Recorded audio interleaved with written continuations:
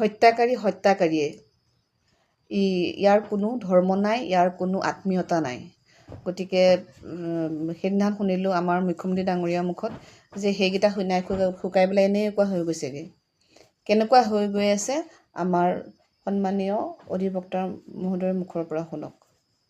আচলতে দুখ পাইছে বেছি চন্দিবনে নিজে, কাৰণ তেওঁ কি হৈছে নাজানো, হয়তো নতুনকৈ চাকৰি জইন কৰা বহু দিন হোৱা নাই, তাৰ মাজতে হঠাৎ তেওঁ বিদেশ ভ্ৰমণ কৰিলে প্ৰথমবাৰ কথা আছে, সিহঁতে চন্দিবনে অলপ মনত বেছি আঘাত পোৱা যেন অনুমান কৰিছোঁ।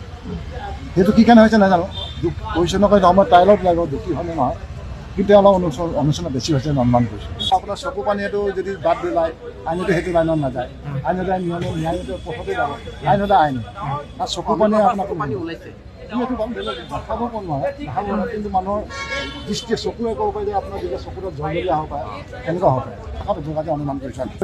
অনুতপ্ত অনুচনা হোৱা যেন লাগিছে জানো, সকলোৱে নহয় দুই এজনে, আটাই বাকী পুলিচকেইজনৰ কথা মই ক'ব খোজা নাই, বাকীকেইজনক অনুমান কৰিছোঁ যে তেনেকুৱা অনুতপ্ত হয়।